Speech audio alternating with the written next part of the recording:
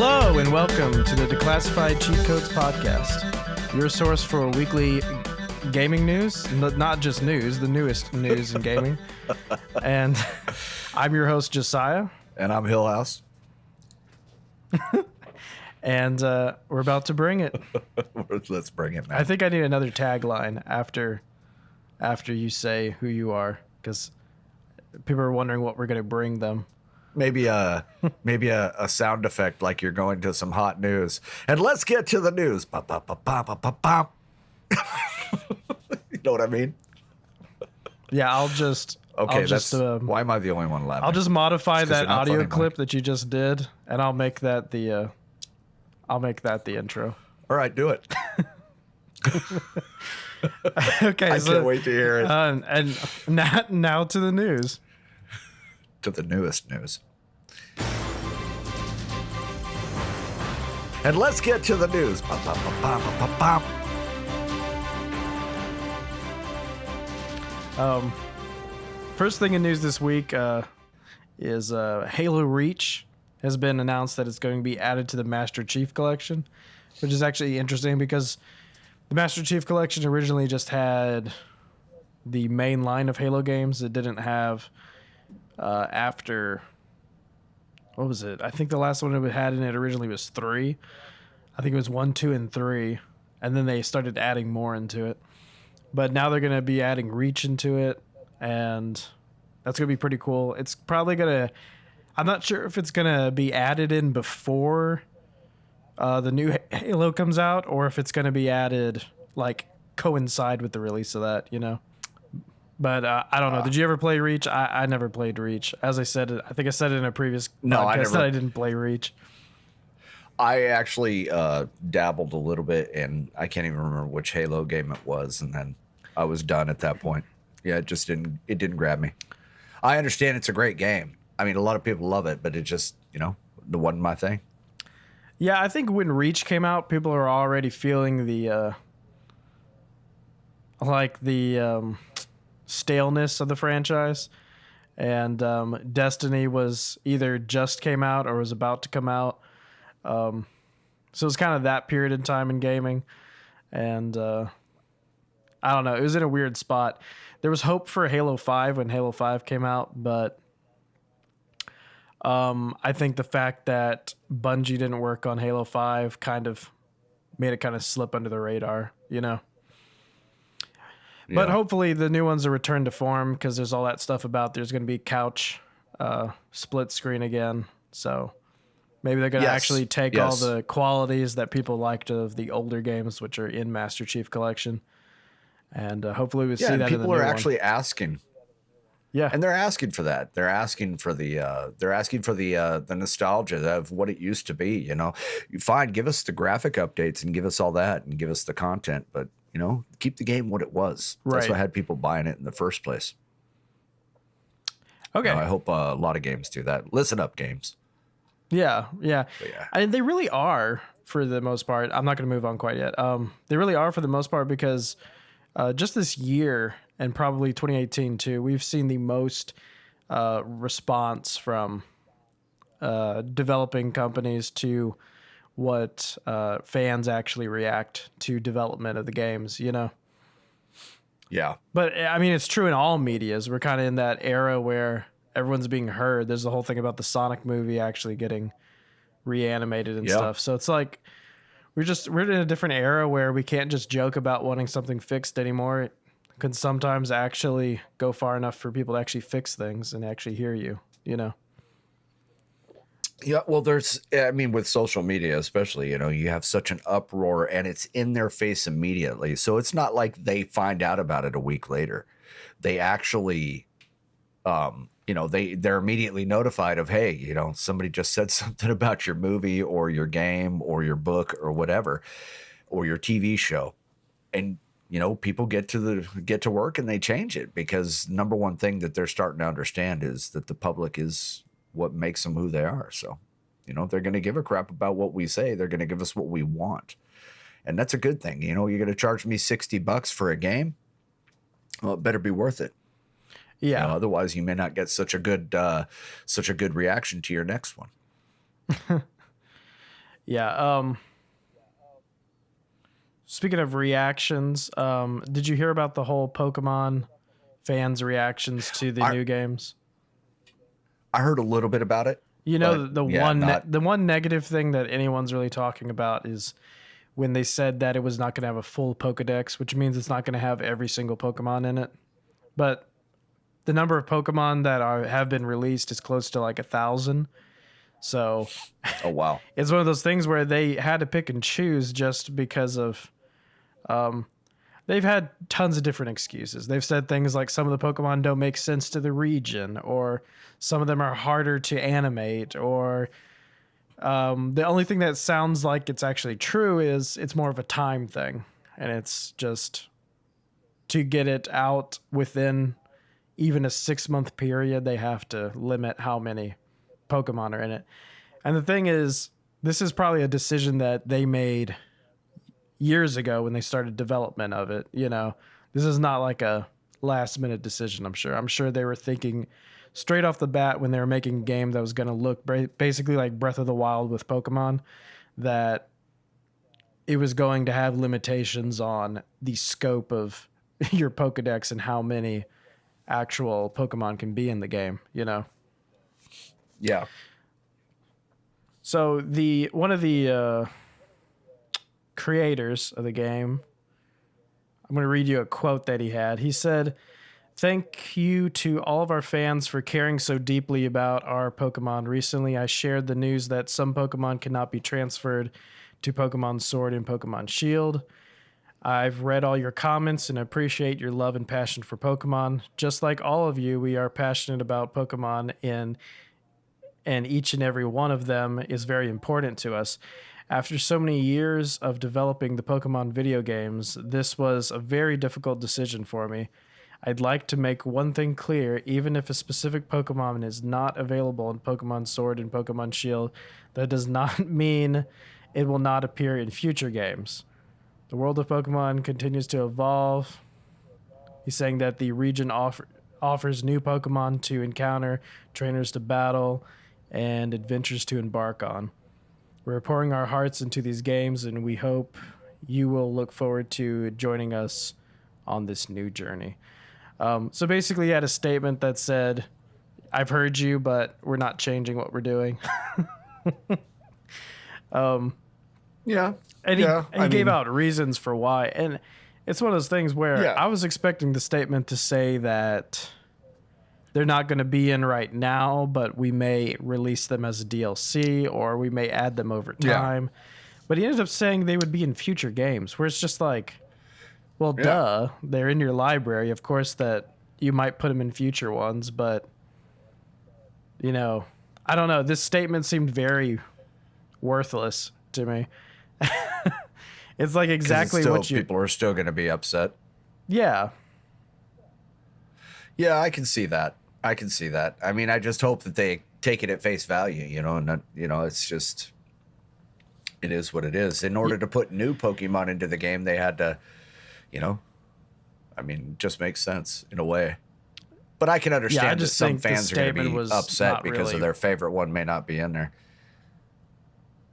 Right, but that's so dumb because it's such a large thing that you don't have to have just one favorite one, you know? Yeah, exactly. I mean, it was a bit anticlimactic, though. I mean, it was just climactic. I mean, it wasn't, I don't know. It just basically said, hey, sorry, but this is how we're doing it. Yeah, that's like you said, you know? Yeah, and I think that's the thing, is they're trying to say that they can't take back 2 or 3 years of development, you know, at the last minute, just because people don't like the idea that they do have limitations, you know, either in time or budget or hardware, you know, whatever it is. Whatever it is, they had a limitation, and they set that up early on, I'm sure. And this is just how it's playing out, you know. I don't really think that's that big of a deal. Because I think that the world is going to be so captivating and such a different experience that no one's going to be that upset about it, you know.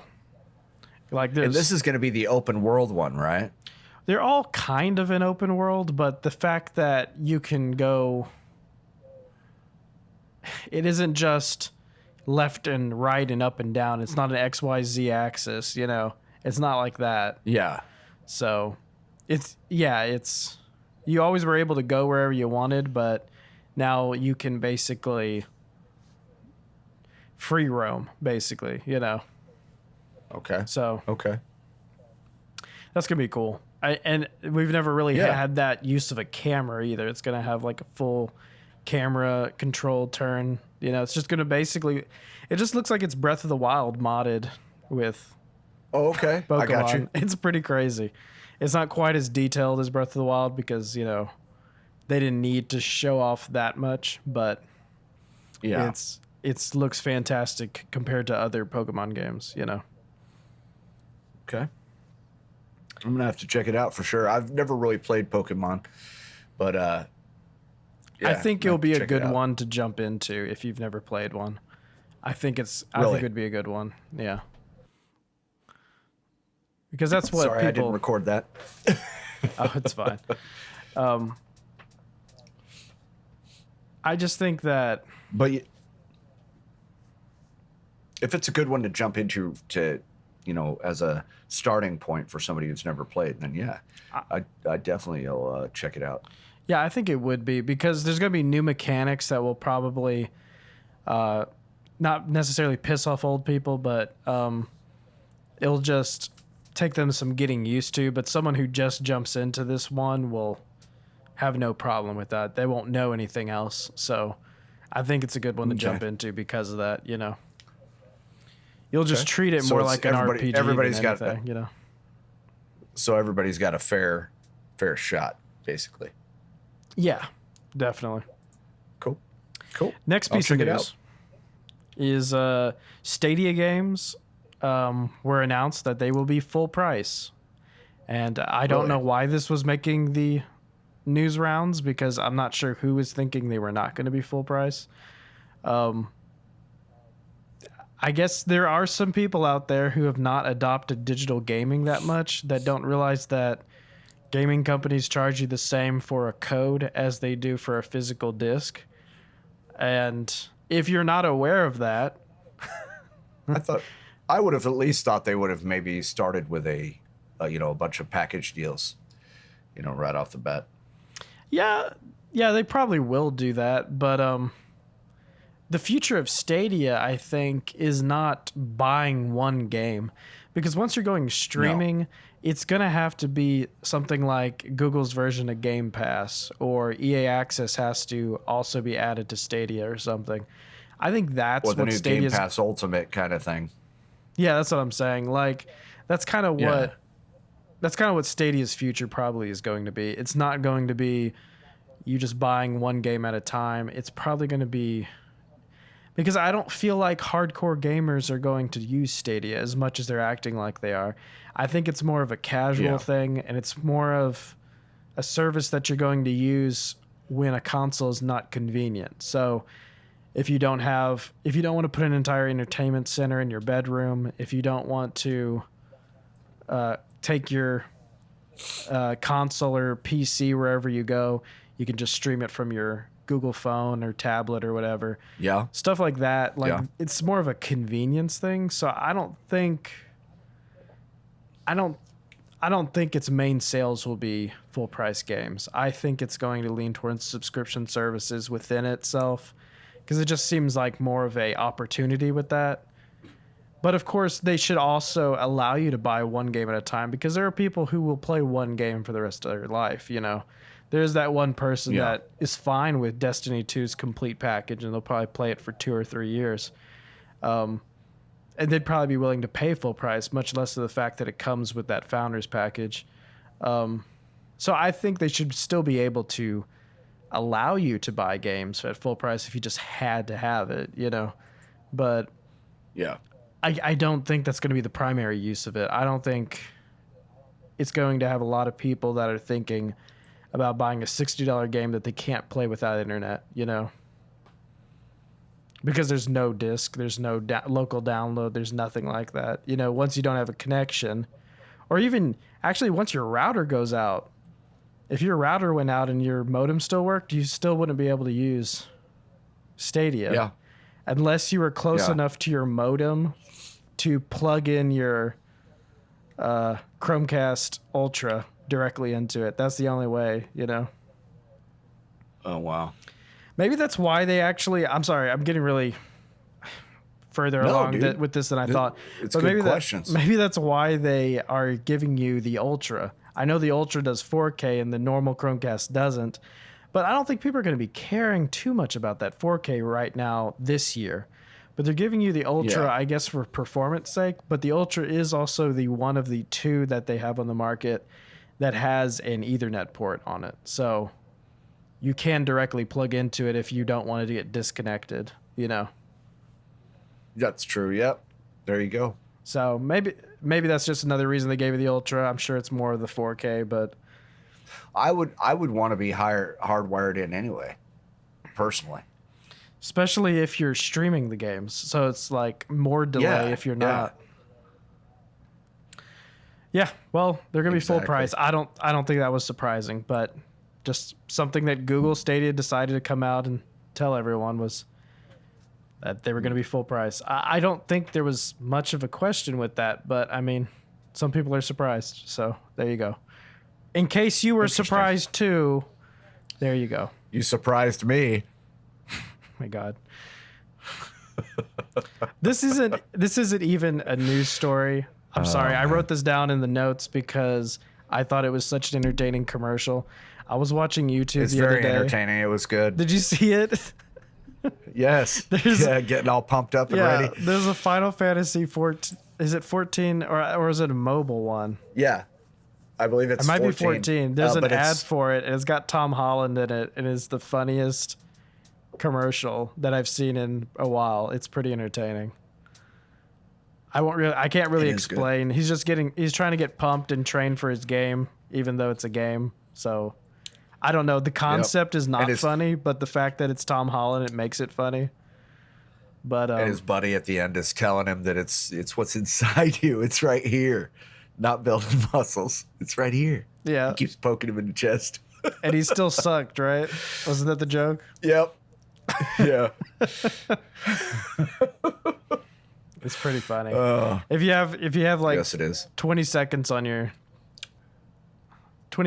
of time to spend to it, go look for that Tom Holland Final Fantasy ad. Yes. It's pretty funny. It's a good commercial.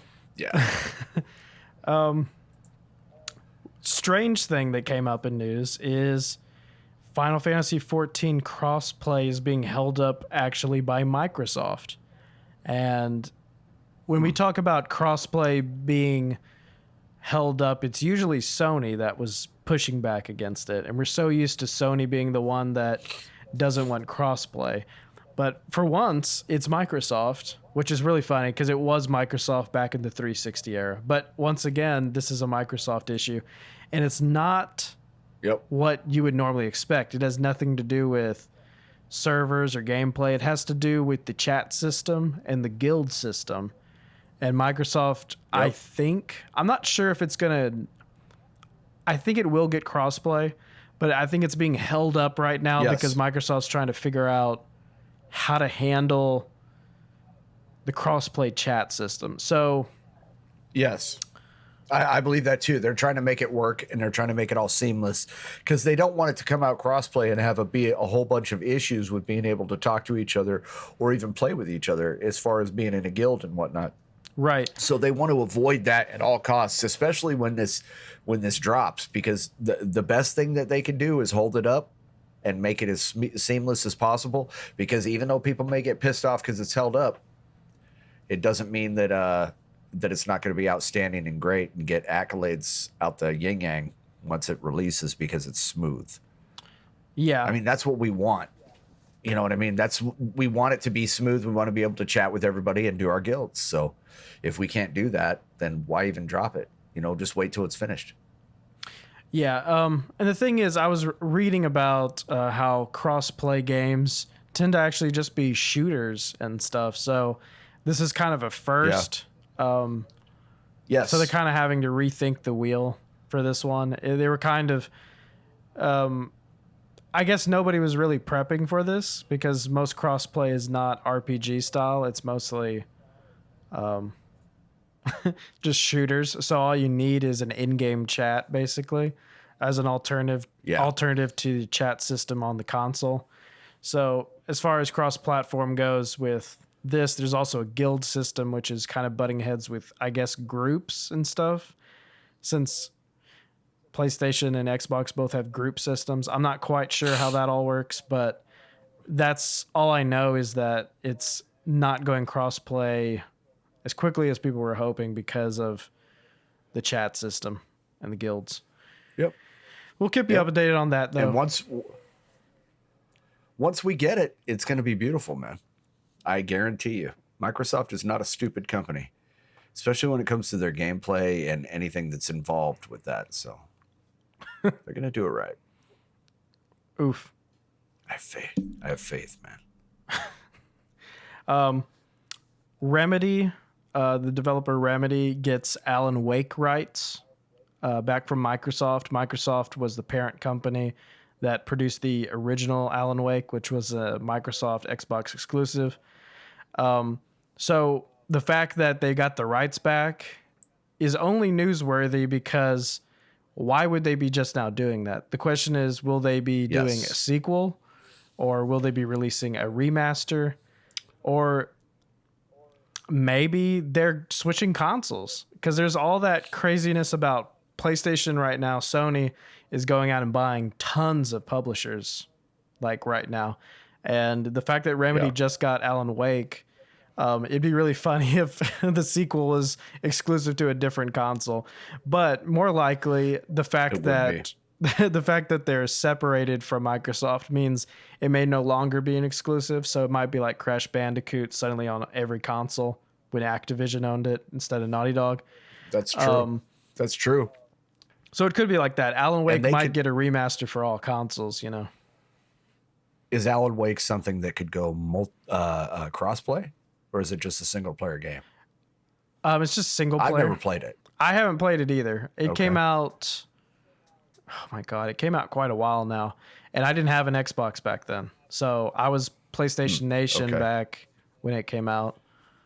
I hear you. But I am looking forward to playing it. I actually was considering buying it on Steam. It's in that big Steam sale. It's like $4. You can get it for like $3.99. Really? Yeah. So you might. I'll go check it out today. Yeah, you might buy it and check it out. Let us know what you think next week on whether you want a sequel or just a remaster. As far as I know, yeah, I'll play it. As far as I know, it's got a cult following, so it's got a ridiculous fan base for the game. I'm sure they would love a remaster. Because in this day and age, remasters are really top notch. Most people don't. Remasters are brilliant right now. Yeah, most people don't really butt heads with the idea of someone releasing a remaster. The only thing that they don't like about remasters is when the parent company teases the franchise and doesn't immediately tell you it's a remaster. So you're thinking it could be a sequel, and then you get a remaster handed to you. That's the only time they don't like it, because when they come out of the gates, like the whole Ape Escape thing from last week, when there's the rumors about Ape Escape, if they would have just immediately said it's a remaster, everyone would be like, oh yeah, a remaster. But if they keep teasing a new Ape Escape, think about Ape Escape, and then they release a remaster and people be like, oh, I was hoping it was going to be like a new thing, but okay. You know, it's going to be the same thing, you know. But yeah, I would like to figure out what's going on with it. I am going to keep close tabs on Alan Wake because I'm interested in that. What else? Oh, speaking of remakes, Harvest Moon has an official announcement for a remake for the Nintendo Switch. And what is funny about this is Harvest Moon has been gone for such a long time that a lot of people are saying that this remake, the animation that they released, actually looks really cheap. And they're kind of disappointed in it, but it's more of... I think the fans are just happy that they're going to be able to play Harvest Moon on the Switch. However, the problem is if they... So they're going to be able to play Harvest Moon on the Switch, but the thing is, if it releases like a month or two from Animal Crossing, no one's going to play Harvest Moon. You know? Because it's so close to the same game. I understand it's not the same game. It's closer to, what's the name of that game? Oh my God, I'm going to kill myself for not knowing the name of that game.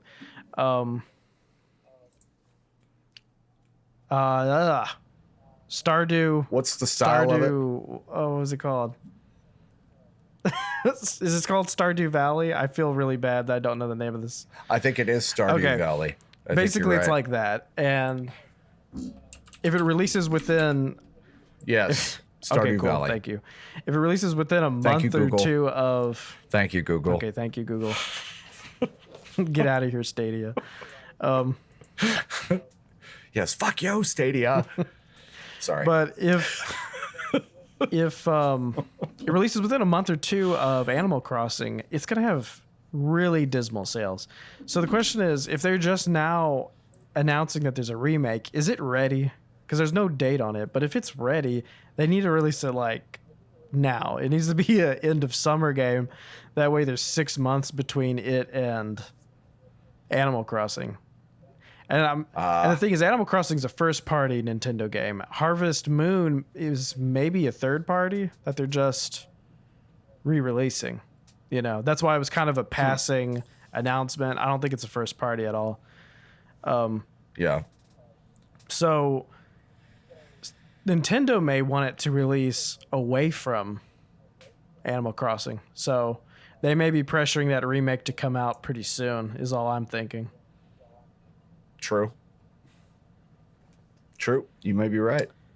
And that's all I have to say about remakes. The last piece of news that I had this week was that if you don't already have a PlayStation Classic, it's the best time to get one. And speaking of the Best Buy has it for $24.99 this week. Oh, wow. So I remember it started out at crazy. $99, and then it went down to $75 at Target, and then everyone matched that, and then it went down to $40. I think it went down to $40, straight up $40 on Newegg and Walmart, and now it's $24.99 at Best Buy. And wow. I'm sure everyone else is going to drop to that price too pretty quickly. Yeah, because everyone keeps. I might just have it delivered. What does it come with? What games are on it? I think it comes with 20 games. I own 2. I own one to keep it just like itself, and then I have another one to actually like hack. But to hack to just be able to put whatever PlayStation games I want on it. Because it's a pretty good emulator. It's basically a bad Raspberry Pi, but you can emulate games on it. It's really easy to hack too, because Sony threw this thing out so quickly that it actually has all of the developer options as a menu if you just do some controller inputs. Really? Yes. Really. You don't even have to plug it into a computer to hack it. You can hack it with it. So you can play like any of the new PlayStation games on it? No, not that. But you can emulate PS1 games. You can put PlayStation 1 games on it. I got you. So it has 20. Okay. It comes packaged with 20 PlayStation 1 games. And they're okay. Like, they're not even great ports. Now, there's a lot of reasons people don't care too much about the PlayStation Classic. But from a $25 standpoint, it is a great console. Yeah, it's worth it. Yeah. You can't get a miniature PlayStation replica for $25 that looks this good. So even if it was a statue, it'd be worth $25. But it's also a playable console. It comes with HDMI, 2 controllers, 20 games, and it's worth $25. It's pretty campy, and I like the art style of it. It's very nostalgic. I understand there's the frustration that they put the PAL modes of games on it. That's really annoying. So the frame rates are off. Things like, there's a fighter game. What is it? Tekken 2 is on it, and its frame rate is slower, so it's not great for a fighting game. But there's things like that where it's more of they just rushed it out for Christmas. So it's annoying in that sense. I'm really hoping they release another one that's like got all the issues that everyone's been complaining about fixed. But the thing is, they received Yeah. probably such a loss on this release that I'm not sure when that's ever going to happen. Because this thing bombed so bad. Because the first thing that anyone that. The thing is, before it released, people started figuring out specs and started finding out the actual files that were on it. And then that's when there started to become a negative buzz before the release, which meant that the console didn't even have a chance to sell in the first place. You know? To put it in perspective, a lot of places sold out of the Nintendo minis the night they released. So whatever they had the first night, it would be sold out the next day, and you'd have to wait for them to restock. PlayStation in Nacogdoches here didn't sell a single one at the local Walmart. I do know that on opening night. Oh, wow. So when it released, there was no sales, zero, nada. That's crazy. And then I think it was within 2 or 3 weeks, places like Walmart and Target were already marking it down. They quickly knew that this thing had completely bombed and that they had thousands of these, sitting in store shelves, So, yeah. That's crazy. And that's the reason it's so cheap, is that there's not a shortage of them by far. The only people that buy them to hack them. So, if you want a very easily hackable PlayStation Mini, or if you just want a $25 PlayStation Mini statue, it's totally worth that. There are games on it that are completely playable. Final Fantasy VII is completely playable. Some people say that the audio file is not as good, but I mean, it's completely playable. It's really nice to have it just digitally on there. All you gotta do is plug it in and you start playing. So, I mean, right on. It's good for what it is. It's not the worst thing in the world, but I'm not gonna say it's fantastic by any means. Yeah, it's and it comes in a box that looks like the old box. Like it's pretty cool. The things that are cool about it are really cool, but I'm not going to be lying to you to say that everyone agrees that it misses a lot of things by a long shot from where it actually needs to be, Right on. And that's all I had in news this week. What you get? Well, speaking of PlayStation, since you brought that up, PS4, just like Xbox, which, that's what I use, Xbox Game Pass and all that, you get free games every month that you get to play. And PlayStation had a lineup of Pro Evolution Soccer 2019, which was, appropriate given with, the U.S. women's team currently playing right now.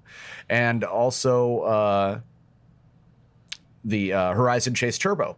Now, these games are available from the 2nd of July through the 5th of August, just like, your free month of gaming. Well, all of a sudden, just out of the blue, they pulled PES 2019 and put Detroit Become Human on, and they didn't really give an explanation why. A lot of people are speculating that there was maybe some problem with the game or problem with the servers. Konami, the publisher, they even came out and said that it was Sony who is behind it. They're not even sure what happened. They just found out, and they're trying to find out exactly what is going on. So it's not a common thing for them to do. They don't usually come out and say how long games are going to be played, anything like that. A lot of people who have never played the soccer games, this was one of the games where even a novice could get in and start learning, the whole system and the gaming for pro soccer. But I actually read about this. I thought that's what's happening. Yeah. Yeah, it's a little different because it's a sudden decision, and a lot of people are like, okay, so what is going on? Why replace it with Detroit Become Human? So everybody's really not sure what exactly is going on. I almost talked last week about what games are going to be free with PlayStation this month, and I decided not to because they were so bad, and everyone agreed with me that it was kind of a month, but then adding a PlayStation exclusive like Detroit Become Human, I think it also comes with Heavy Rain, which is really cool. Yes, and it does actually. Yeah. Those are a great replacement for that game. And now the question is, yes. why do they do that? Because they never do that. They never Well, here's the thing, though, too. announce it and then Those like a aren't week just later change it. and those aren't just great games to replace it with. It's almost like they went a little overboard for a reason. Yeah, it looks like So they're it's making up for something. That's what's so weird. yeah, yeah. So it's interesting to find out what exactly is going on. You know, little PlayStation conspiracy theory kind of stuff going on. We can talk about that. So here are the things that I'm first thinking it could be. The developer Sure. that made Detroit Become Human, Beyond Two Souls, and Heavy Rain, maybe they're working on a new game and they want everyone to play their old games to get excited about that. Yes. Or maybe they're working on a DLC for Detroit Become Human. They want you to buy that. Because it seems like a last minute decision to promote Detroit Become Human or that studio. Yes.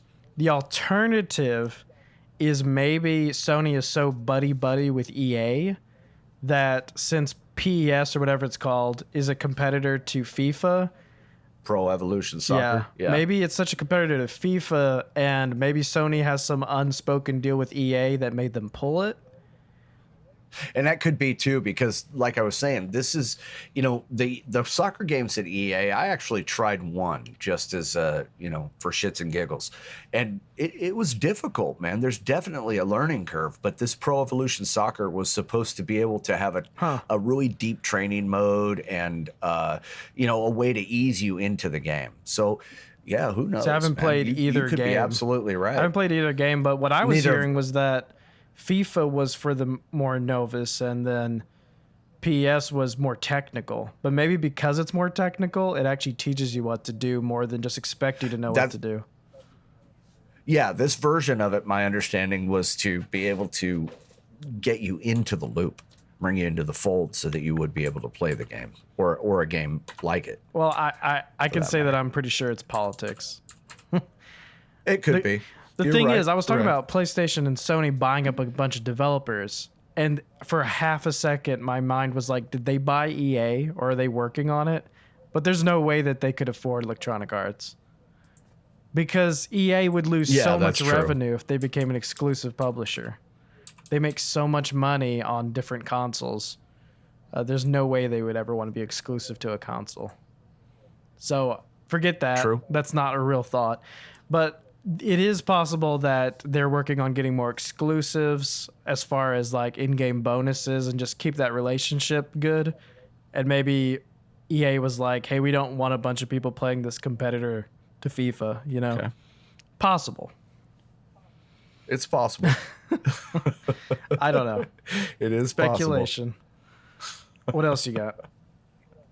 Well, Warframe, the game that, free to play, everybody was loving it, or not free to play. It was free to play. Kind of like a Halo futuristic. Is it still free to I think play, it's or did they go always pay to win? been free to play, but there's always been in-game purchases. That's Yeah. right, and it's cosmetic. Yeah, they're not pay to win. They have a new expansion coming out, and it's going to get a Hollywood director. This guy, he hasn't really done a lot of stuff. He did 10 Cloverfield Lane. He was the director of that, and he directed a Black Mirror episode about a VR game that was very similar to the one that he's going to be working on. And this VR game was supposed to be, some sort of That was a good episode if you haven't seen it. It's a good episode. Yeah, that show. Black Mirror. Yeah. And anyway, I think it's going to be a big deal for the expansion. It's called Warframe Empyrean. And it sounds like he, from what I've been reading on it, he knows his stuff. There's going to be a lot of good interface control with ships. Your ships can be upgraded. They can be customized. They take damage. You're going through the origin system. A lot of exploration, a lot of this stuff. And if you watch the trailer that was directed by Trachtenberg, then you're going to get an idea of exactly what this guy can do. And I think it's going to be a good thing just from what I've been reading. I've never really been a big Warframe player. I have watched some people who've streamed the gameplay, and I was almost kind of interested in it, but it just seemed, I don't know. it seemed a little bit out of my league. This might be something I get into if it's more cinematic and everything else. It looks like it's going to be a lot of fun. But yeah, so they're getting a Hollywood director, and it should make a lot more of the cutscenes and everything else more visually pleasant, I should say. So anyway, that's really all I got on that. Just a little piece of news about Warframe expansion. There's going to be the Armored Mewtwo is coming to the Pokemon Go raids. Have you seen that? No, I stopped playing that game, so I don't know. Oh, explain to me what you know about the armored part, because I played the game years ago a lot. Basically, where's my notes here? God damn it, I lost my notes, buddy. It's going to be in the Pokemon Go raids starting on July 10th. It's making a comeback, they said, in style. They're going to have it completely armored up. And basically doing these raid battle events, and it's going to be running for a limited time. There's a teaser trailer that's out there showing you how it looks all suited up in its armor. And it's supposed to be a new five-star raid challenge. And you'll be able to start it from 1 p.m. Pacific Daylight Time on July 10th until the same time on the 31st. You'll have the opportunity to capture Mewtwo in its armor. And yeah, looks kind of cool, actually. It's looks like a big old mech. Yeah, So I guess neat, it's... actually. I haven't seen it, but I guess it's referencing the old first movie where he was in the armor when he was getting studied. So that's pretty cool. Well, it's an upcoming, says there's an upcoming CG Pokemon movie called Mewtwo Strikes Back Evolution. It's supposed to be released in Japan next week on July 12th. And then the English version is supposed to be released in November. And it's a remake of the Pokemon, the first movie that originally released back in 1998. So yeah. So there's a whole new, there's a remake of that coming out, and they added the Mewtwo for a limited time to the Pokemon Go raids. So that should be a lot of fun for people who play Pokemon. I thought you still did. So that's why I wanted to tell you about that story. I mean, I need to, because a lot of the stuff connects also to the Let's Go Pikachu, Let's Go Eevee games. You can like transfer Pokemon between them. So I've thought about getting back into it just because of that, but it's more of a time-based thing. But I mean, that sounds cool. I just remember how much work raids were. I remember how much of a nightmare that was. But yeah, that's what some people were telling me when I asked them about it. I didn't know the raids in Pokemon would get that crazy. They get intense because you have to have people there, and you have to find a lot of people that are that devoted to it. I'm sure it's easier in large cities, but in smaller towns, it's a very small circle of people that play. Right on. Yeah. Microsoft, by the way, you were talking about them earlier. You were bringing up that Microsoft was holding up the crossplay for Final Fantasy 14. But there's also a bunch of rumors going around that they're working on another next-gen alternative to their Xbox Project Scarlet. There were rumors coming out that they were building two of them, codenamed Anaconda and Lockhart. Yeah. And, you know, people are saying, you know, and then at E3, you know, they teased Scarlet and they're going to be releasing it alongside Halo Infinite. And, you know, a lot of people were just surprised that Scarlet was even being talked about at that. And so basically, Anaconda is supposed to be this premium console that is, you know, going to cost you a lot of money. And Lockhart is supposed to be a more affordable alternative. And both of them are supposed to be digital only devices, you know, cloud streaming ready, and just a little bit more powerful than Xbox One X. But people were kind of killing those rumors, saying that that wasn't going to be happening. However, there's a new rumor or a new report coming out that said that the console is still in development, and it's supposed to be using nothing but the Project X Cloud technology. that Microsoft's already got out. And there's a reporter who is basically coming out with a story on it that said that the box is going to be small, low power, and it's going to be able to produce virtual environments for some of these games, and everything is streamed in, everything. So yeah, man, there's a lot of rumor going around about it, and it sounds like not just Scarlet, but they're going to have a couple of consoles that are coming out at the same time, and some of them are going to be stream only elements. The main two, but the Scarlet sounds like it will still have a disk drive, an optical drive. But yeah, it's kind of exciting. You know, they're going to have a high end and a low end version of the streaming box. Yeah, it's still. But we kind of speculated onto that anyway, though, that was probably going to be happening. Yeah, we're saying how many different outcomes there could be. I don't want to beat a dead horse on that subject, but it is interesting that you found that some of those rumors that there were no longer two consoles might not actually be that valid. Because really all it was the fact that Microsoft did not speak of a second console at E3. They were speaking in a bunch of singular terminology. So that's what made people think Scarlet. that it must have just been one. Yeah. Yeah. Yep. So that's cool. I would like there to be multiples because I want them to have multiple consoles launch, you know? Oh, yeah. Yeah. And also another little piece of news, Keanu Reeves, of course, is making a cameo in Cyberpunk 2077. That was released at E3. But they're already talking about a movie, and they're talking about it that it's a definite thing that's going to be happening, not just a probability, but a possibility that it's going to be, or a possibility, but a probability. So they're saying that it is going to be happening, and with Keanu Reeves being involved, that it's way more possible than it was at the beginning. So, yeah, we might be seeing a Blade Runner-ish kind of movie coming out, Cyberpunk 2077, with Keanu Reeves playing his role as he does in the game. And, yeah, a lot of people are excited about it. I'm wondering, though, if they're going to do the right thing. If I was them and they're going to do this movie, they need to go completely 100% CGI. Because the way that they did it in the game and the trailers that I've seen and some of the still photos, they could 100% get away with a full CGI movie. I think it would be good. Do a little bit of an Avatar thing and not have any real people in it. Do everything CGI. I think it would be a great way to do a video game movie. And yeah. They could, but it automatically would probably make less money because movies like that don't really make that much.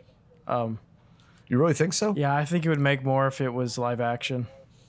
And still, you know, by live action, I mean 10% live action. Still, all the backgrounds are CGI and every character besides the main character is CGI probably. But I don't know. There's this humanity that most of the general audience likes to see in an ad. They want to root for a actor, you know. Like if you throw real Keanu Reeves in it, you know, people just go nuts. But that's true. If the main character is a CGI character, I don't know. I don't think America's ready for it. In like Japan or something, like totally, it'd be fine. But America's still pretty hard-headed against CGI being for kids, you know. They still have that stigma. I don't know. I think they could. I really do. I think they could get away with you know, I mean, maybe using the real characters moving around doing the acting, but have them in the suits and the other stuff. Everything else is CGI'd in, because you'd have to CGI in his arm. You'd have to do all that other stuff, but use his face for the expressions and whatnot. But even then, you could CGI all that in, and he would be doing the acting, but you know what I mean? It would all be computerized. I don't know. I think with a name like Keanu Reeves, you could get away with it. I really do. We'll have to see what happens. We'll have to see what it's all about. I'm excited to see I'd spend my money on it. Yeah. I'm sure. Absolutely. I'm sure. But that's really all I got for this week, man. That was it. Just some little quick one-offs real quick. The main thing about a Did movie, play a couple of games, though. I'm sorry. I'm going to talk about the movie again. The main thing is if they make a movie, they have to make sure it has an original, captivating script and story. because video games can get away with tropes so easy. Video games have a lot of forgiveness on story tropes, and seeing an original story in a video game is so rare that it's like head and heels better than everything else's story. So if they're going to make a movie based on the game, let's hope that the game has a good story, you know, or they need to not base it on the game's story, you know. And that's one of the things that I've noticed too with a lot of video games. Even take World of Warcraft, for example. They do write off books, basically lore stuff that has nothing to do with the game itself, but, you know, explains a lot of the story and whatnot. You could actually take one of those books. Maybe somebody wrote a book for Cyberpunk 2077 that talked about some of the off stories and turn that into a movie. You know, you could do that. So it's not like you're going to watch the movie, the game that you've already played, like kind of like what you're saying. Yeah. But have something new and interesting and develop that book into a script. And yeah, I think it would do good. I really do. Yeah, but go ahead. What'd you play this week? I'm sorry I interrupted you. No. I was just saying I played some games. I was wondering if you did. Yeah, I played I meant to play Dead by Daylight this week, but I didn't get around to it. I did play Fable 1 quite a bit. The first one, Fable Anniversary. Been having a lot of fun with it. I saw you playing that the other day. Played it before. Like, I've seen people play it, but it's actually aged really well. It's pretty enjoyable. It's hilarious, some of the interactions between characters. There's some really old school animation in it. It's really funny. There's a scene there's a scene where he goes back to his hometown, the main character, and he has a flashback of like a tragedy that happened. And it's not supposed to be as scary as it is, but because the character models are so crude, it's horrifying. Because the mouths and the eyes and the facial structure is just terrifying when they try to make it trippy. They were just trying to use the character models that they had for the game and then put it through some stuff to make it look kind of trippy. And it comes off looking terrifying. And I didn't expect that. I didn't expect to get like the shit scared out of me randomly in a introspective moment for the character. It was just like, awesome. What the hell? But I like its quest system. I like the little quirks to it. So it has like the whole RPG type thing where you customize your weapons and you customize your... This is so funny. Like, I know probably 90% of our audience has played Fable, but I'm talking about a game that's like 15 years old probably. But you customize your weapons and you customize your clothing, and then everything has its attributes on like its armor and whether it's attractive so that other people see you as an attractive person, or whether it has scariness to it so people get scared of you. So it has all those type of attributes to everything. But then the funniest thing is that you can buy your title. Have you seen that? No. So you can buy your title to it, so you can be known as a bard or a knight or something. But then near the bottom, one of the cheapest ones is Arseface. Really? And every single character will refer to you as Arseface. Every time you walk anywhere, you'll be walking around and be like, "Hey, Arseface." You'd be like, just trying to get to someplace. And it's the most ridiculous thing. And I just think it's so funny because it doesn't get old. Like, you'll save someone and they're supposed to be generally like appreciative of what you did. And they'd be like, "Thank you so much. Such an Arseface." Jesus. So it has all the same communication of characters being thankful for your good works, but then they still call you an arseface. So, oh, wow. That's rough. That's crazy. Well, what'd you play this week? I'm sorry. Talking about Fable 1. No, dude, I actually I played that back in the day, Fable 1, and I'm thinking about re-downloading it again on Xbox because I did see that through that whole new Ultimate Game Pass thing. So yeah, man, I'm seriously considering playing it again. I enjoyed it. I liked it a lot when I played. Yeah, I just wanted to play them in order, you know. Oh, yeah, absolutely. I didn't want to jump into 2 or 3 without playing the first one. No, that's the only way to go, especially even if you haven't played it in a while and you just want to do it again. You know, yeah, it's it's a fun game. I recommend it. I did play two games. First one that I'm going to talk about, I really don't have a lot more information on it other than because I didn't play it for that long. It's a basic simulation game called the Universum, and you start out, click the center of the screen, and the Big Bang happens, and galaxies are born, and then you find yourself this little planet. The thing about it is it's a small little world that has got a few lakes and whatever on it. And you can find the perfect spot to put your first, tower or house, whatever. So you build these civilizations from the beginning and make them fall in love, make them have babies, and you keep growing your civilization. And you can make these people nasty, or you can make them happy. There is that kind of thing going. It's kind of like that game Black and White. I don't know if you ever played that. No, where it has that kind of a morality system where the morale and everything depends upon you basically as the creator. So you just watch these people grow, and I played it a little bit. My population's built up a little bit. Got some little squirts running around. They call them all nuggets, little nuggets, and people have jobs and built a couple of fishing piers and some wells because some of them got sick drinking out of the lake, etc. And I healed them and did all this. So far I've got a happy little community. I do need to get back to it, but it's cool. It's visually appealing. It's a sim game. So for me, it's not something that's usually my cup of tea, but I am going to give it another shot and play it a little bit more and see if I can build them up. I got in at the right time, and it goes from the Stone Age all the way to the future. They now have a thing where you can leave the planet and you can go and colonize an alien world. So that's kind of cool. I can't wait to see what happens when I get up to that point. But yeah, that's really all I have about the Universum. Have you ever played that game, or have you seen it? No, I haven't, but it sounds like you get to play God for a very small planet. Yeah, you're basically you're playing God, and you're keeping them all going, and you do have to watch your resources. There is some it does get a little convoluted. If you chop down all the trees, well, tough titty, you ain't got no more trees. What are you gonna do with no wood?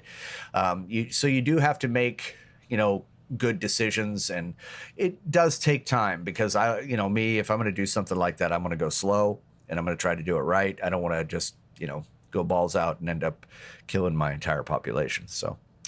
Yeah, so that's all I really got about the Universum. It is kind of a fun game. If you're into Sims, give it a try. It's worth it. But the other one, do you think it'd be too much of an ego trip for me to play it? No.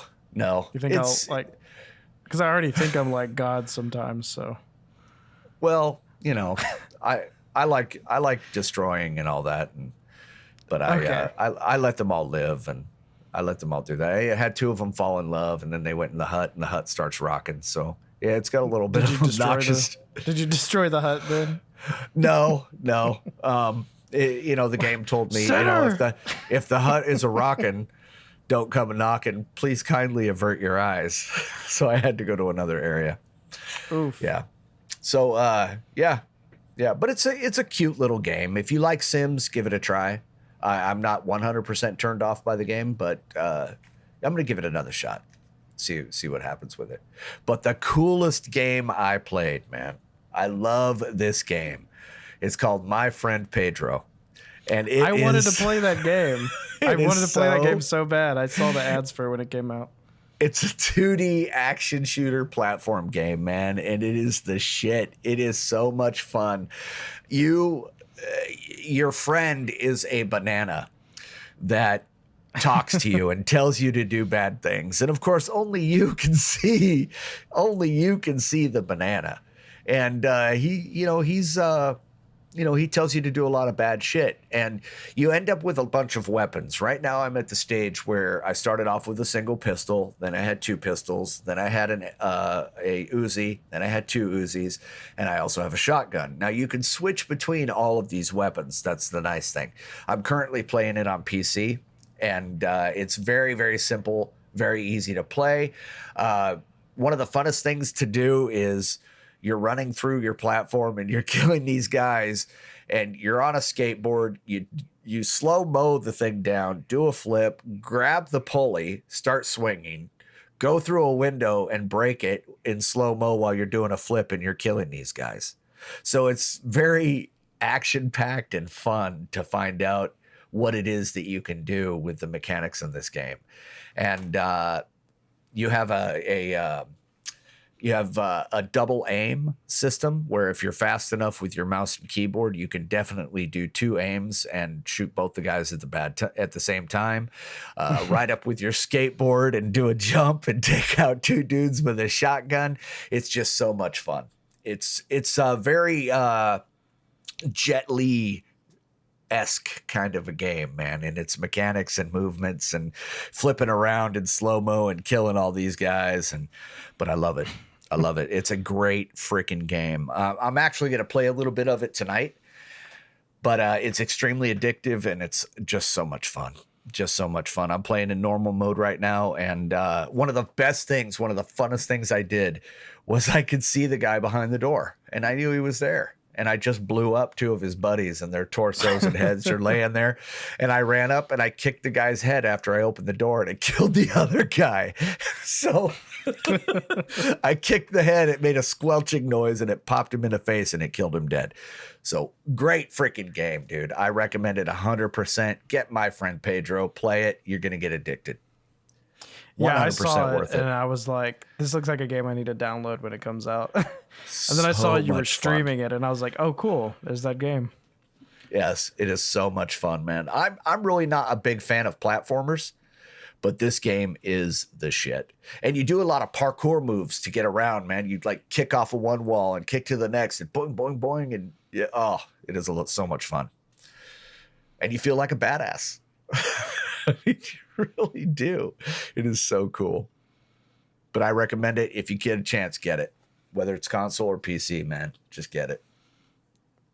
That's all I got. That's all I got, brother. Okay. I did have a couple of topics to talk about. I'm not sure if I'll get to both of them, but I'm going to start with the one that's more relevant. This one, I'm not sure if you've heard about the whole drama with Shenmue 3. No. Okay, so Shenmue 3 is the 3rd part of a series, and it was crowdfunded on Kickstarter, meaning all these people donated, and they're going to get copies of the game when it's finished, right? It was recently announced that it was going to be exclusive to the Epic Game Store, which infuriated a bunch of these people because they had supported this game, and now it's not on what they expected it to be on, you know? Yeah. So I have a lot to say about this, and I think we need to start at the basis of the problem. The first problem is the fact that PC gamers just have a new problem, and people that grew up with consoles don't get why it's a problem. But PC gamers are finally getting their feathers kind of ruffled. The whole fact that they have to have 2 stores with the Steam store and the Epic store. Yeah. And I don't know why, but it's apparently a big deal. And the backlash is almost unanimous. And I don't understand why. Which is crazy. I don't understand why so many people are hating on the Epic Game Store. I'm not sure if it's a stigma against Fortnite or just the fact that they don't want to leave what they already have. I've been hearing that a lot of people on PC, me personally, I play on PC. I don't have a problem with having 2-3 different stores. You're going to have different companies that you buy from. Each one should be able to have their own store. And if Shenmue 3 wants to be Epic exclusive, that's 100% their prerogative. I think that PC gamers in general have gotten spoiled over the last few years, man, with Steam. And they expect everybody to go to Steam and so that, everybody and their grandmother could play it. Well, a lot of these companies are getting these, good contracts with these exclusive deals with these companies. So why not? It's certainly their prerogative. And it kind of is, tripping me out a little bit that you said it was 100% unanimous that people are pissed about it on the PC side. I haven't heard anyone supporting Epic Games. This is crazy. Remember how I there don't was I this don't big have a problem with backlash Epic Games. There was backlash around E3 when Epic came out with the sale that basically they were selling games for no profit towards Epic. They were selling them for 100% profit to the publisher, and that was how they were making the discounts. And then people got upset about that because apparently it was too good of a deal, and then it was going to make Steam look bad or something. I don't understand why that was someone's problem. If someone has a better deal on something at another store, you just go to the other store. It's so dumb. And the other thing is, you have no problem with it because you understand that if there's a game that's only on Xbox, you have to go over to your Xbox, start up your Xbox, and play that game. You know for a fact that it's a lot easier for there to just be two applications on the same PC to switch between, quote, consoles. Like, that is the laziest thing to be upset about, having to close Steam and then open the Epic Store. Exactly. And to be honest with you, they really don't have an argument there either, because of the fact that, you don't even have to go to your console anymore. You could just open up your Xbox app and play your game. It's crazy, dude. So it's like, insane. What if it's like having multiple consoles on one console? I don't know why it's a problem. And all I can think of is it's people that just are not wanting change. But the thing is, they're not understanding that competition is always a good thing. And the truth be told, No, go ahead. The truth be told is Valve has been really slacking as of late. They used to be the hot shit, and they used to be the golden children, and then they created a platform that everybody loved, and boy, did they take a back seat. Yeah, you're absolutely right. If they were a little more assertive, then, they could fight this kind of stuff, which I don't think they're going to have that big of a problem anyway. Valve's big, and they can always turn it around. They can make themselves Valve more needs to relevant. start developing some games then. Yes, they do. Remember when they used to do that? Yeah, absolutely. And then you can't complain that Epic has exclusive games is why they're making you download their thing. That's what Valve did. Exactly. Valve created a platform that was built on their great games, and then they just sat back and rolled in their money and decided to stop developing games. It could also be propaganda, man. It could be just this huge, heavy, and people just, they basically bought into what to say. They could have been a bunch of Steam fanboys and girls out there, and, a bunch of propaganda by, Steam or Valve against the whole Epic thing. It's so dumb because, if you don't use the Epic Games launcher, the store, they have a free game every week. I think Overcooked is free this week. It's insane. They do so much for their players because they're trying to be relevant, and that's just called competition. Like, it'll slow down. They won't be this competitive forever, but Steam has to at some point recognize them and not just depend on their fanboys to act like it's a criminal sin to use the Epic Games launcher. And that's what's great. But you actually do have people out there that are Epic haters, EA haters, Blizzard haters that are 100% those haters. And I may never have the issues that they've had, with these gaming companies. And I've never had any completely horrible issues. There was some with Origin, with Apex, trying to play it on PC. That's always happens. You have server issues. But yeah, I don't get it either, man. From the way you're telling the story, I just don't understand why people are pissed. So basically what happened is Shenmue 3 raised $7 million on Kickstarter for a game. And it uses the Unreal Engine 4. And here's one of those things is any game that's using that engine, not Unreal Engine 3, we're talking about brand spanking new Unreal Engine 4. If you're using that engine and you're working on a $7 million game, sure as hell is Epic going to come to you and say, hey, we see you're using our engine. Yeah.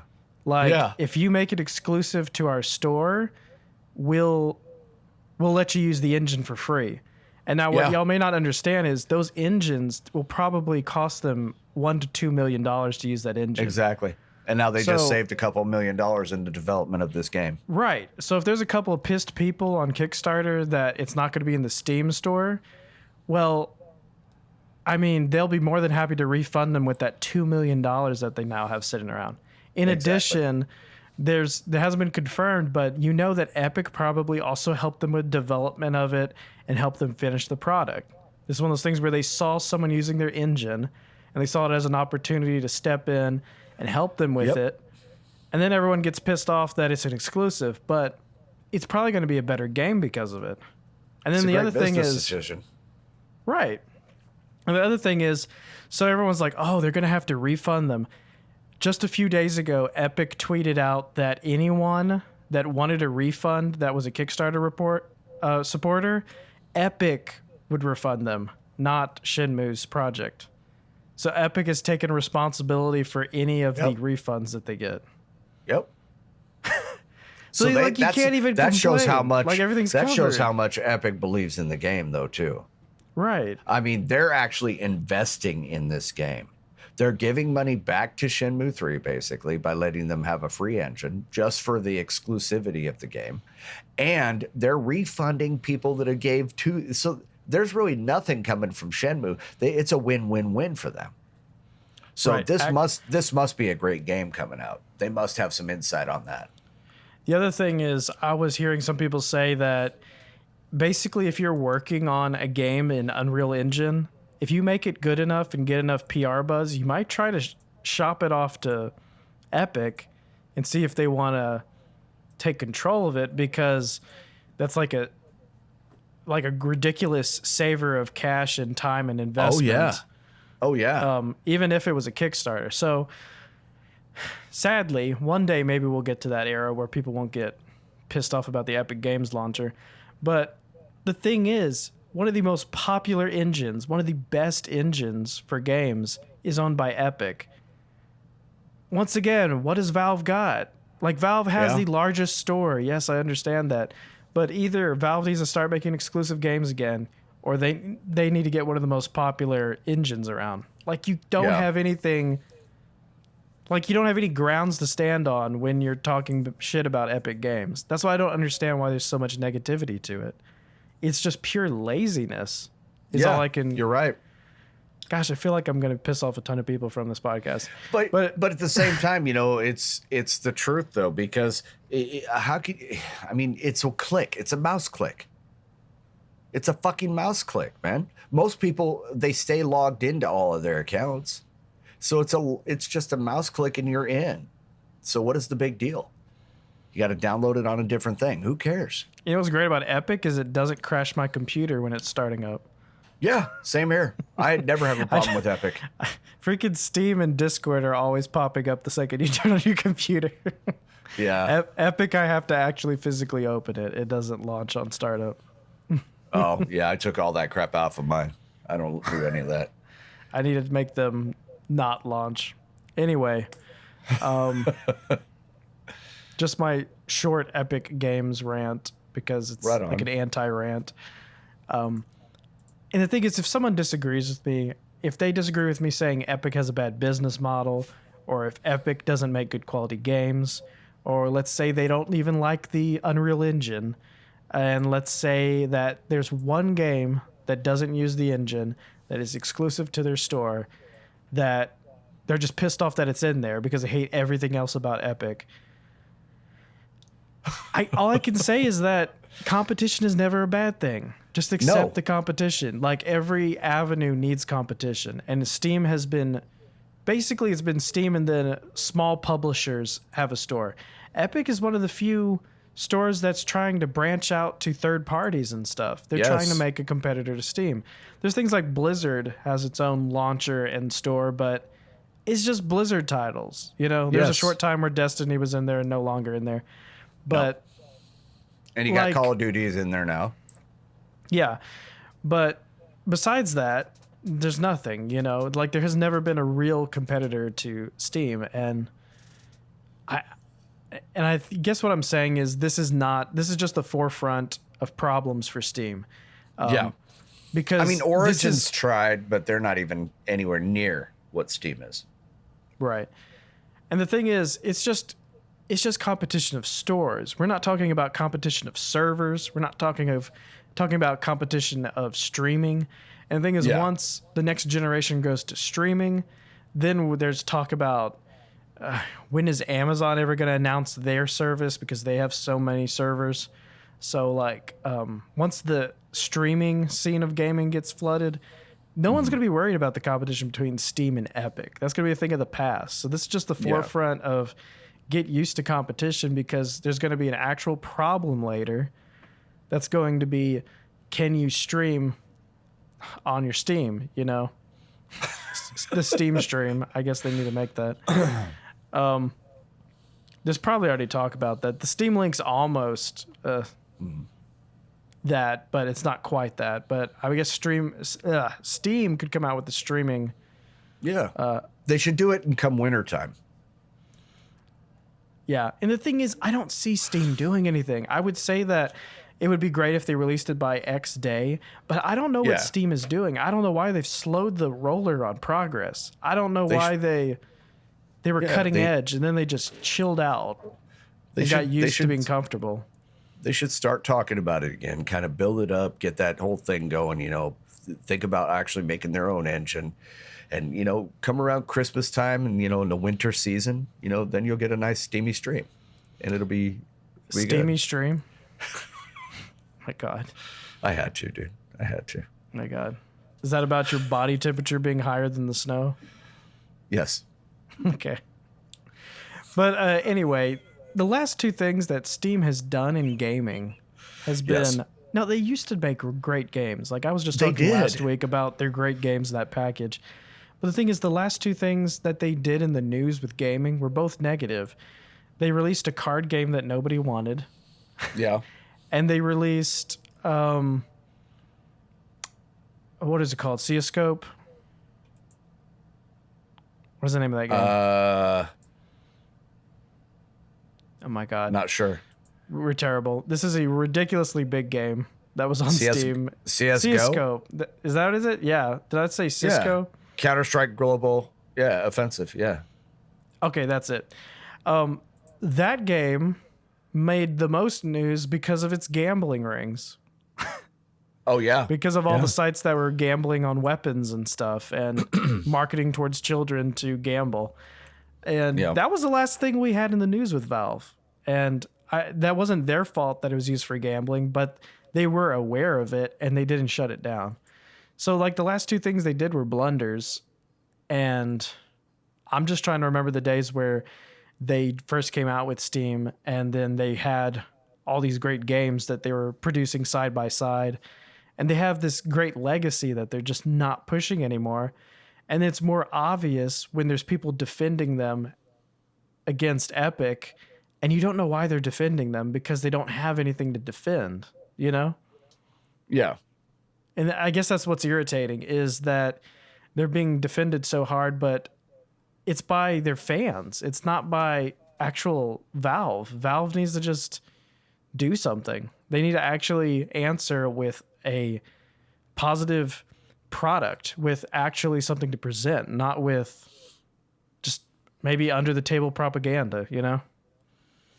Yeah, I see you. I agree with you, man. Just a PC rant from a console gamer.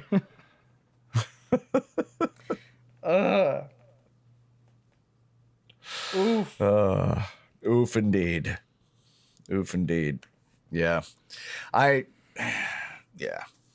don't have anything to say about that? No. I just don't, I agree with you though. I think Steam needs to get, in the fight. They need to, develop their own engine in order to be able to compete with these guys. Otherwise they are going to be obsolete just a few years down the road. I mean, because you're going to, you can play the Steam games that you've always played and a few of the other ones that Steam have tagging along, but that doesn't mean they're always going to be there. It doesn't mean that those companies are going to stay with Steam. They're going to go where the big bucks are. They're going to go where everybody's going. So, well. Yeah, if Steam doesn't have exclusives, there's not going to be a reason to even have it, despite the fact that you already have a library full of games. So it's going to be the thing that people play when they want to be nostalgic pretty soon. because they're going to Pretty be much buying like, everything in the Epic Games launcher. yep. Just like having a freaking, an old GameCube or something. You're going to play it every Right, once in a while just because you want to like, remember how it feels. I have all these games still. Yes, I'm still going to play them because I still own them, but I think I'll start buying on the Epic Game Store because they have better sales. This is one of those things where you're just like, Yeah. if you don't present a product to actually be competitive, there's not going to be a competition, Yeah, exactly. Now, does Epic have a bunch of games already besides Fortnite and Dauntless and all that? Yeah, they actually have. I don't think that's a lot, but it's probably what you can count on 3 hands. It's probably like 15 to 20 games. But Oh, okay. their exclusives are getting pretty cutting edge. I mean, it's not just Fortnite.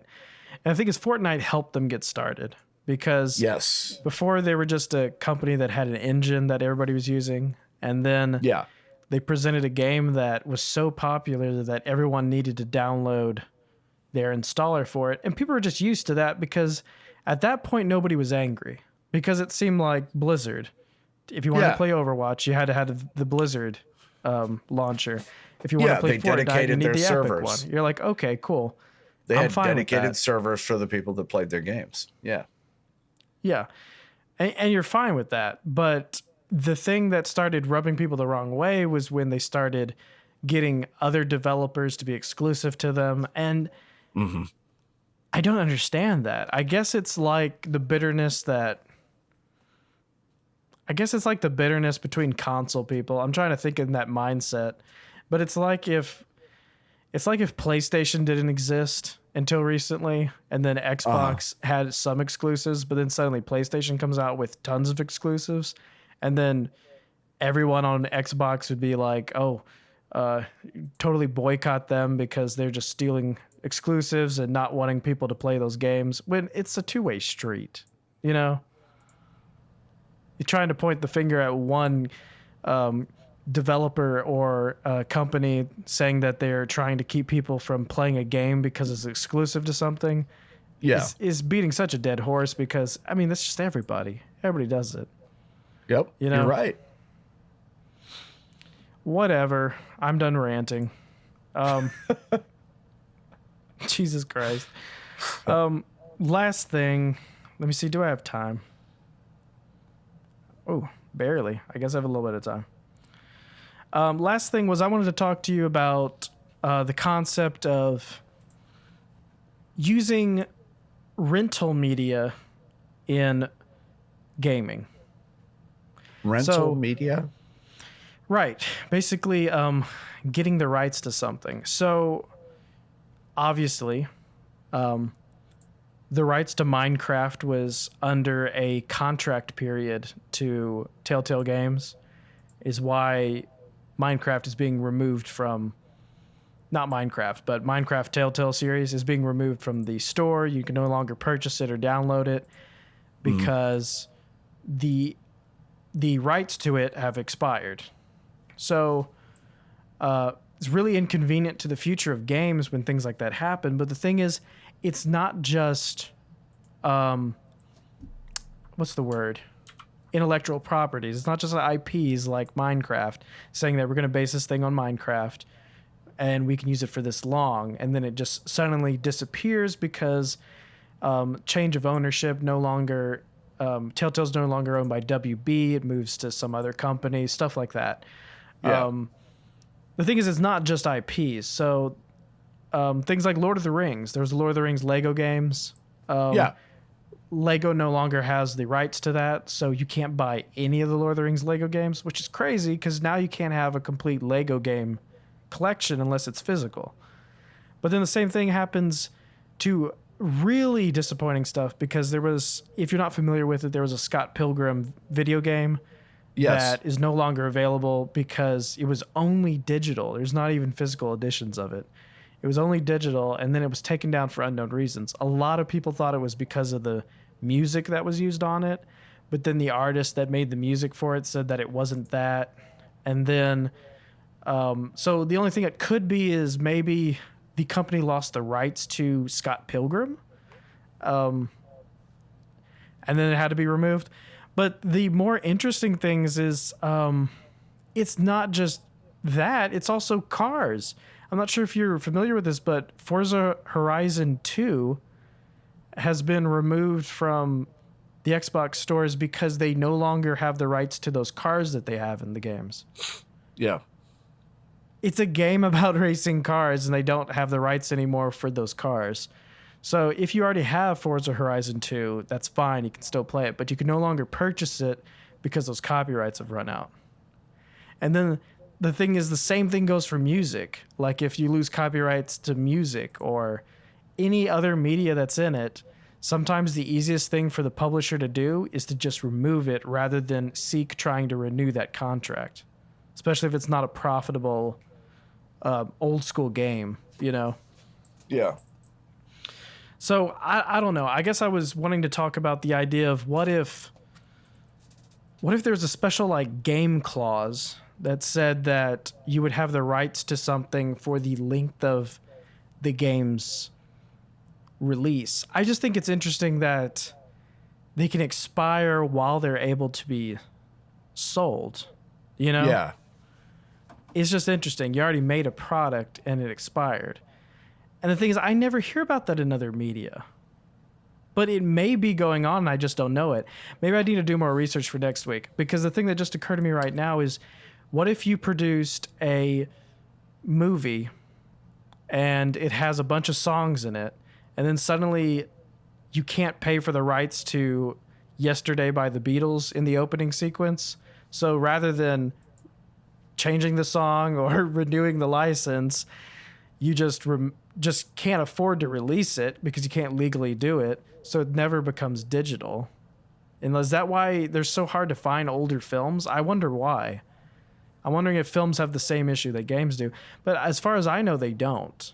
As far as I know, a film is owned by, you know, the parent company, and they make the profits off of it, and then a cut goes to other properties that you used, you know? Yeah.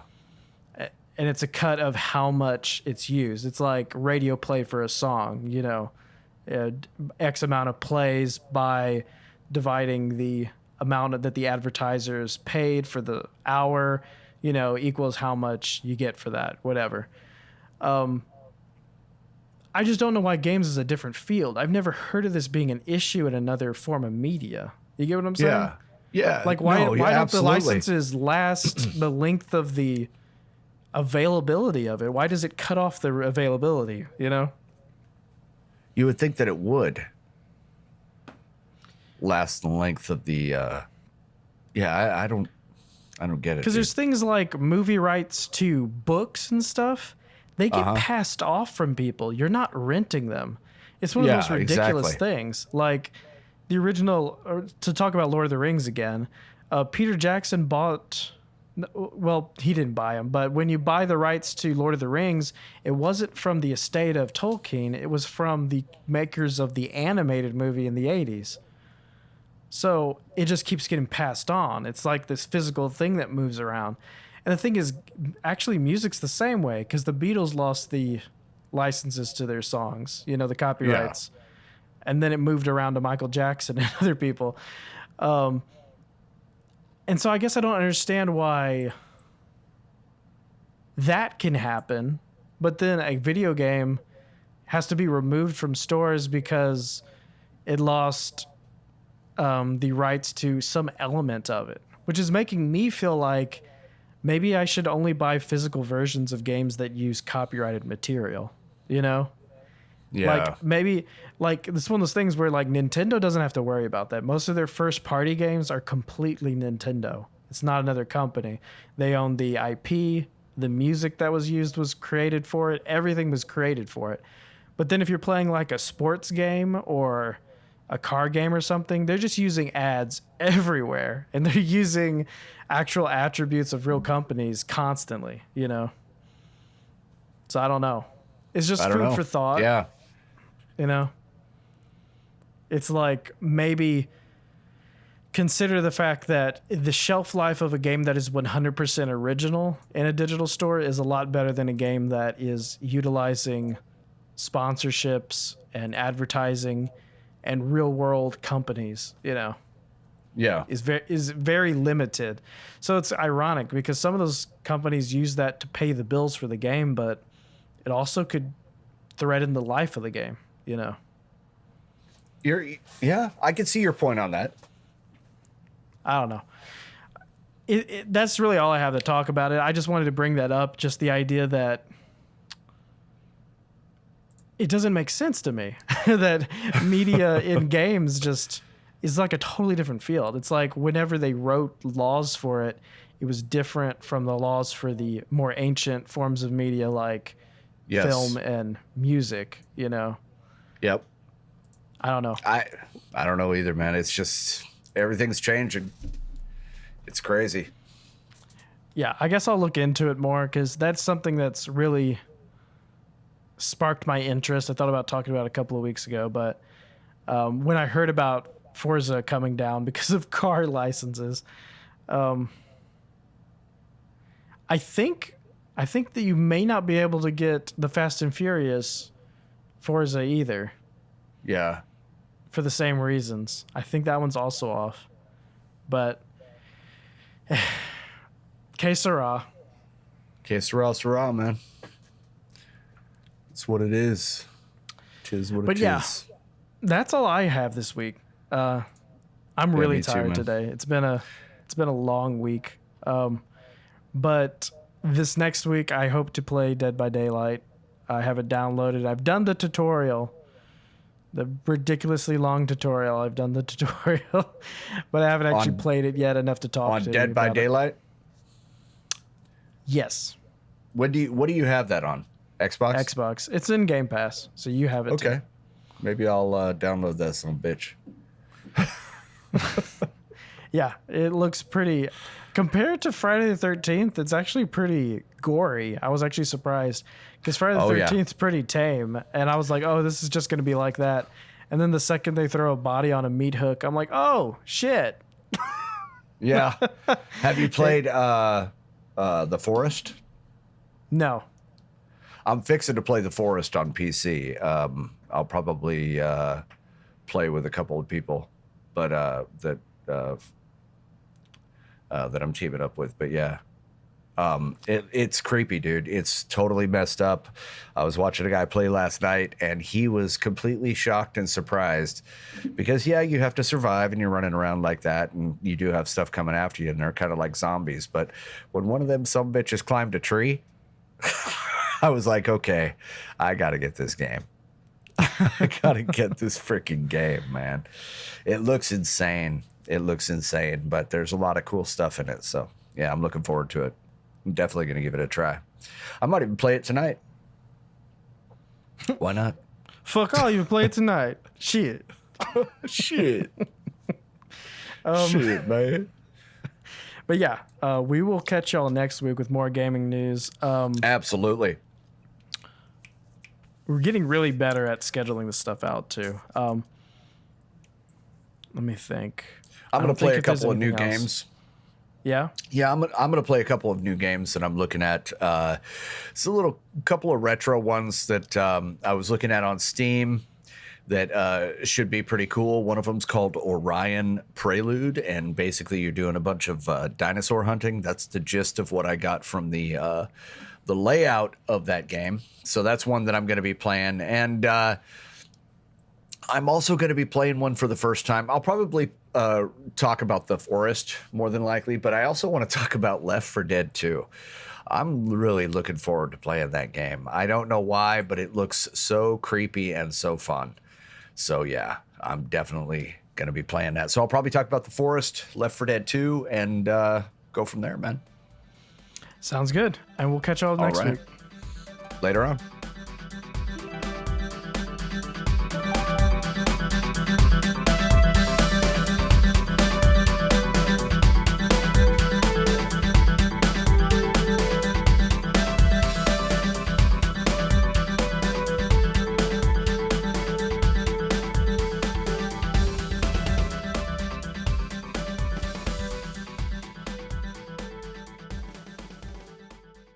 And then the second they throw a body on a meat hook, I'm like, oh shit. Oh, bitch.